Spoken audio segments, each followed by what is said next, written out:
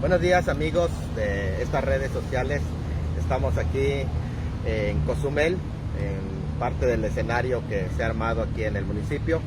Queremos compartir con ustedes una serie de reflexiones que están basados precisamente en el tema de la Navidad. Y queremos hablar acerca de los legados de Dios para las familias a través de la Navidad, porque Navidad, ¿qué quiere decir? Nacimiento, eso es lo que significa natividad, nacimiento. Y definitivamente cuando un nuevo ser llega a la familia, cuando hay un nacimiento, definitivamente es alegría, definitivamente es gozo para todos. Y Dios ha enviado un regalo a esta humanidad que está centrado en el nacimiento del Señor Jesucristo. Y precisamente pues queremos compartir con ustedes esta serie de temas basados en la familia. Y queremos llevar esta serie así sencilla, pero con los personajes tanto del nacimiento como anterior al nacimiento. Y uno de esos personajes que preceden, son los antecedentes del nacimiento, es precisamente Zacarías. Y a Zacarías yo quiero ponerlo como un ejemplo de un hombre de Dios. Creo que uno de los problemas más grandes que está viviendo la sociedad, la crisis que está viviendo la sociedad, es porque hay una crisis de hombres. Los hombres son pieza fundamental en lo que es la formación de la vida de la familia, porque son considerados en la Escritura como cabeza del hogar, como cabeza de familia. Y es precisamente porque las cabezas van a ser los líderes, son los que dirigen, son los que deberían de ir adelante, no solamente en las cuestiones que podemos llamar de sostenimiento, de manutención, sino hacia adelante en la dirección general, en lo que es la vida espiritual de una familia. Y por eso las crisis que existen en la familia en el día de hoy es porque los hombres no están ocupando sus lugares. Generalmente ustedes lo pueden ver de una forma tan clara llegando en las iglesias. Denle una vista a los que asisten a las iglesias, usted se va a dar cuenta que la mayoría son mujeres. Y esto está representando una crisis dentro del liderazgo del hombre. La afectación de esta crisis no solamente es en su vida personal, y eso hace que pierda guía la familia. ¿Por qué? Porque si el hombre está en crisis y la cabeza está de cabeza, bueno, pues es una confusión total, de tal forma que esto ha provocado la falta de identidad en la vida de los hijos, la falta de identidad que ahora se está buscando muchísimo desde que son pequeños.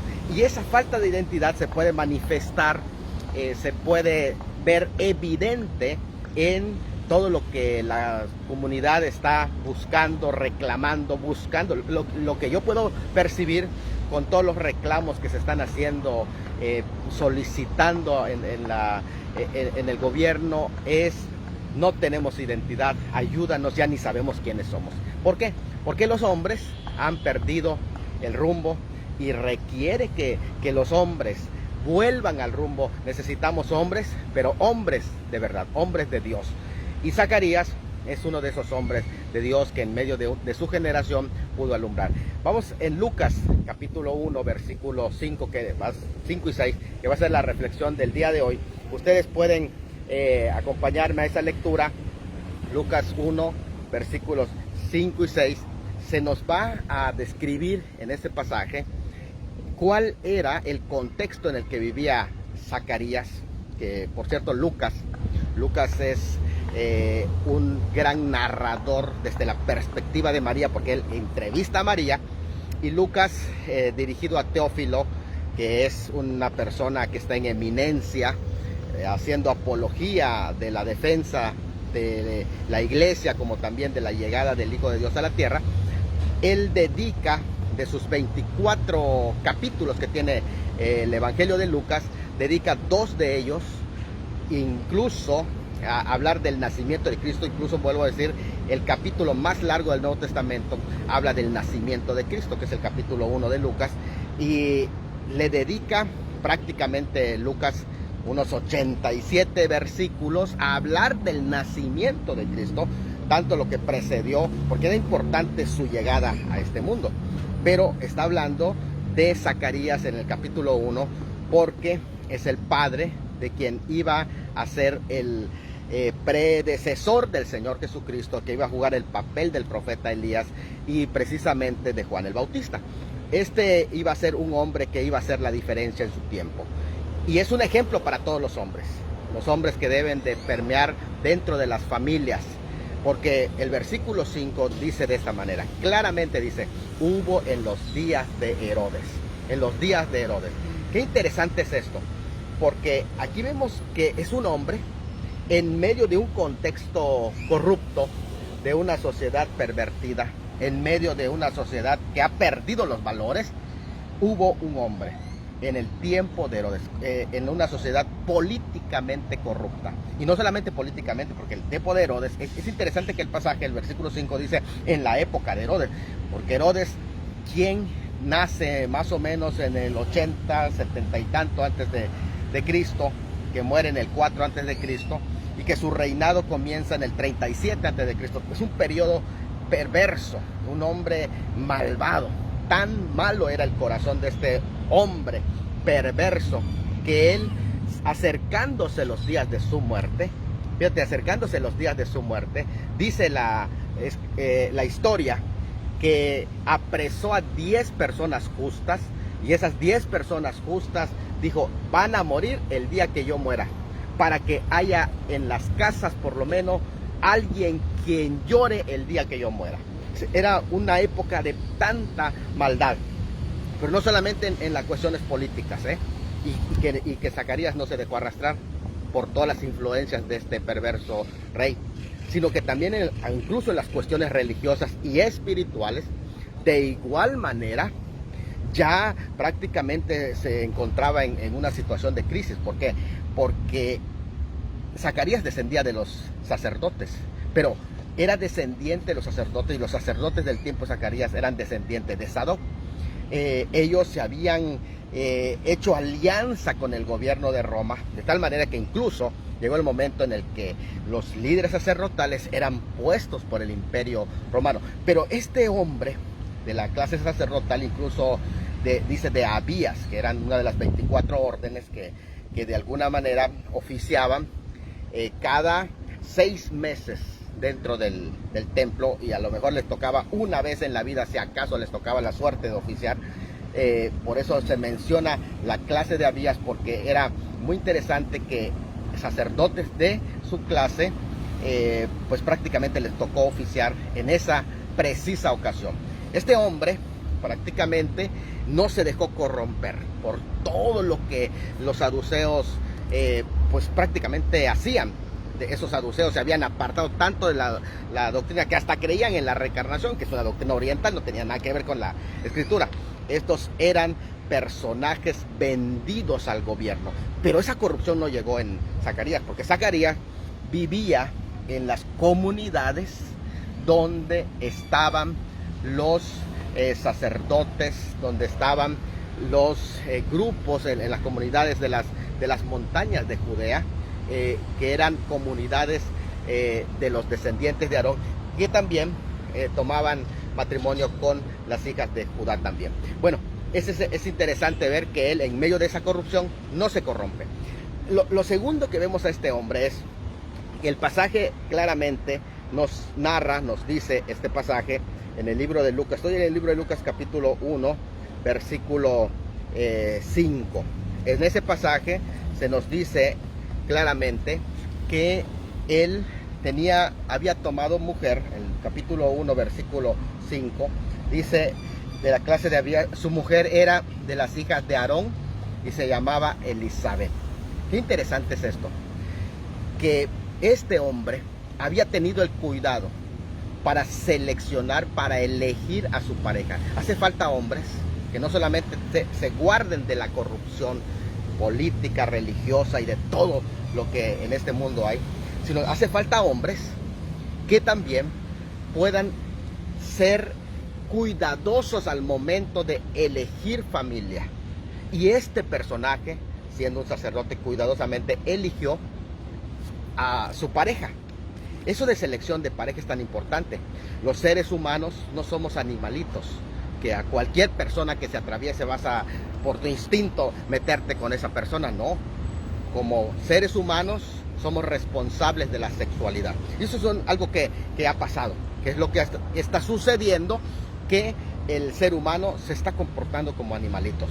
Cualquiera que se le atraviese por su camino, por el hecho de que ya pueden tener relaciones sexuales, van a tener relaciones sexuales con todo mundo. No, Zacarías era un hombre de verdad. Y como hombre de verdad supo seleccionar de una manera especial a su mujer. En las leyes sacerdotales habían reglamentos de que un sacerdote tenía que casarse, ya sea con esta tribu que es los descendientes de Aarón, la tribu de Leví, o que es la tribu sacerdotal, o la tribu de Judá, que era la tribu real.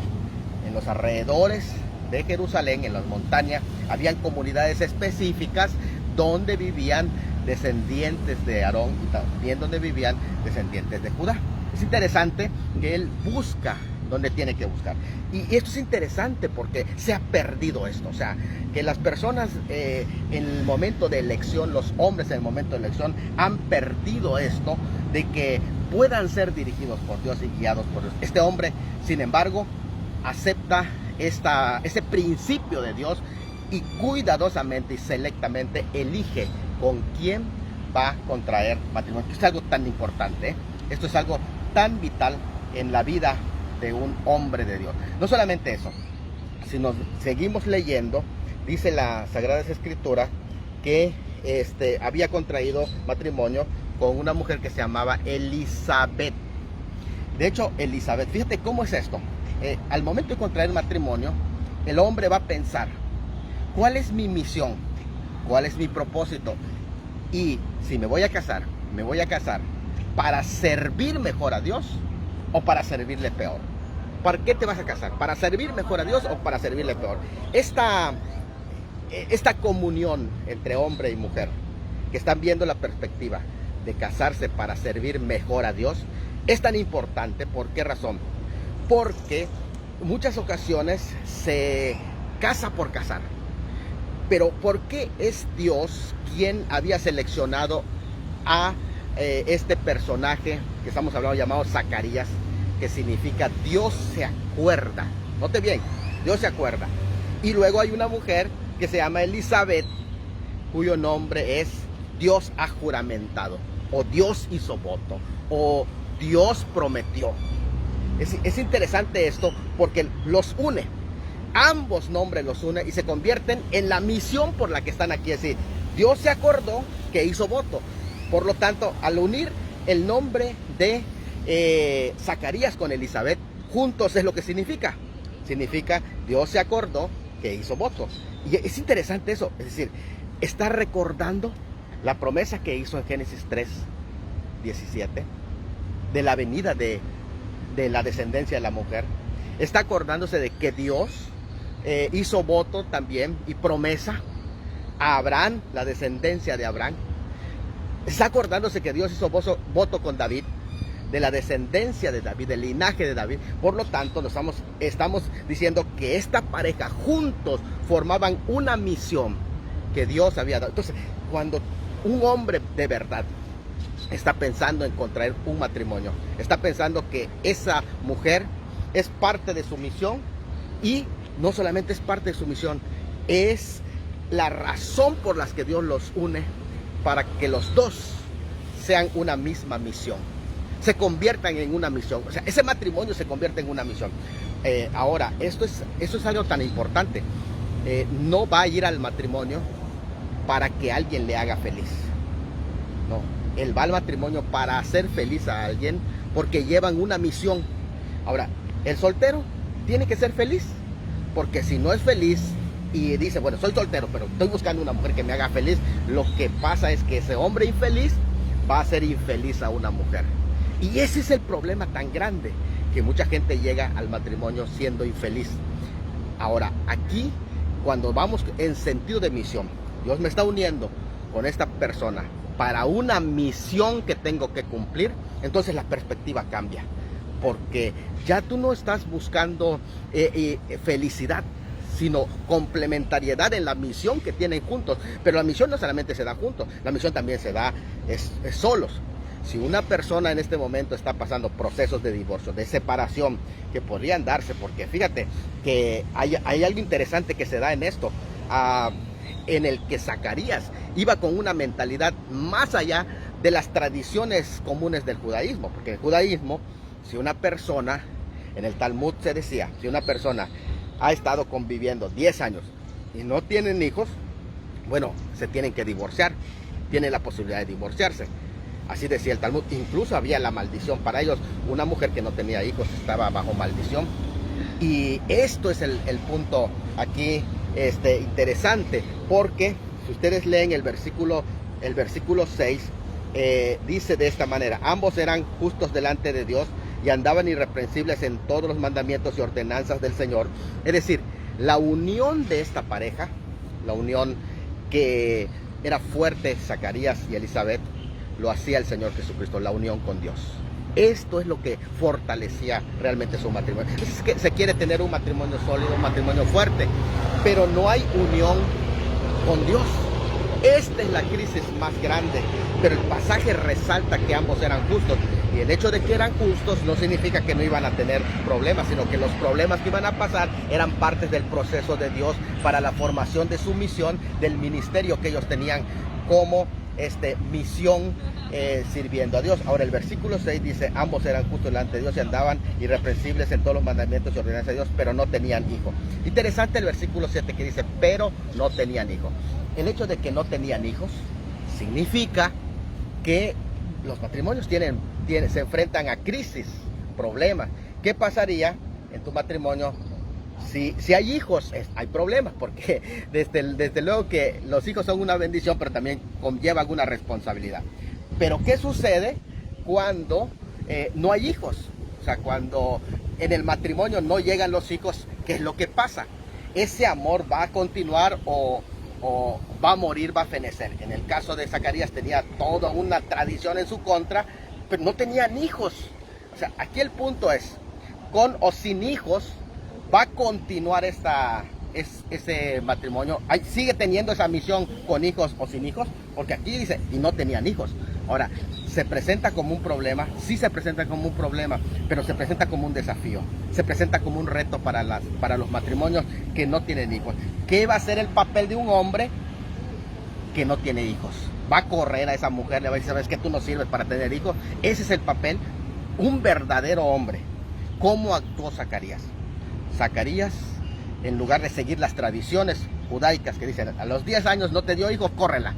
No, el amor y el sentido de misión que él tenía era más fuerte que las tradiciones, que la presión de la cultura, porque era un verdadero hombre de Dios. ¿Y qué es lo que hizo? Él entendió que era parte de la misión, que Dios se acordó de lo que prometió. Y incluso ya había perdido la esperanza de tenerlo cuando Dios lo llama. Pero saben, a mí me llama la atención, para ir concluyendo, cómo aterriza todo eso. En primer lugar, vemos a Zacarías oficiando en el templo. A lo mejor en la hora de la mañana, como dice Eder Shane, o a lo mejor en la noche, como comentan otros comentaristas, ¿verdad? De la última hora de ofrecer incienso, pero estaba en el templo. ¿Dónde te encuentras tú? En medio de tu crisis, ¿dónde estás tú? Zacarías estaba en el templo. Y a mí me da la atención que el capítulo 1 comienza hablando de una escena dentro del templo de Lucas, y el capítulo 24, el último versículo del capítulo 24 de Lucas, termina hablando de que los discípulos se fueron al templo. O sea, la vida de él, en lugar de decepcionarse, decir: tengo tantos problemas familiares, no tengo hijos, me abandonó mi mujer, estoy solo, estoy en una crisis, ¿sabe qué hizo? En lugar de pensar en sus problemas, se refugió en el templo. Y en el templo se fue a la hora de la oración a ofrecer incienso en la oración. Estaba en el templo. ¿Por qué pudo salir adelante en la crisis? Porque pensó en la misión que tenía. En vez de pensar en sus crisis, en sus problemas. Tanta gente se está enredando pensando en las crisis que está viviendo, en lugar de refugiarse en el templo, en la cosa de Dios, en la obra de Dios. Note bien esto: Dios nos habla, pero nos ha hablado siempre. Pero ¿qué pasa? Que no estamos en el lugar indicado. ¿Cuántos de ustedes han escuchado la historia de Juana de Arco, del siglo XV? Juana de Arco fue invitada por el rey de Francia, Delfín, así llamaba el rey, Delfín. Y entonces estaba hablando con el rey, cuando Juana de Arco dice, Dios me está hablando. Y el rey Delfín dijo, ya empiezas con tus voces, tú que escuchas voces, y empiezas a oír las voces. A ver, si es Dios que te habla, a ver, ¿por qué a mí no me habla Dios? Dijo el rey Delfín. Juana de Arco le dijo, rey, también a ti te habla Dios. Pero ¿sabes qué pasa, rey? Que tu vida espiritual es en el momento solamente de la canción del aleluya. Entonces tú te pones, cierras tus ojos y cuando abres tus ojos dejas de oír a Dios. Dios ya te va a hablar y lo dejas de oír. ¿Qué es lo que pasa? ¿Cuánta gente quiere que Dios le hable y Dios les está hablando, pero no escuchan la voz de Dios porque no se mantienen adorando a Dios? Dios también les habla y Dios también te ha hablado a ti a través de esta reflexión. Es cuestión de que le prestes atención. ¿Cómo quieres que Dios te hable si no estás en la casa de Dios? Ve, Zacarías, ¿dónde le habló Dios? Estando en la casa de Dios. Es ahí que Dios nos habla. Estando en la hora de la oración, estando en comunión con Dios. El hombre que en verdad quiere ser guiado por Dios va a ser un hombre que va a dejar que Dios le hable. Y ese hombre eres tú. Levántate, hombre. Este es el momento de que los hombres ocupen su lugar como líderes espirituales, como cabezas del hogar. Pues esta es mi reflexión en esta hora. No sé si hay algún comentario que necesitemos compartir. Háganoslo saber. Y bueno, pues comparte con todos esta primera reflexión de Navidad, que tiene que ver precisamente con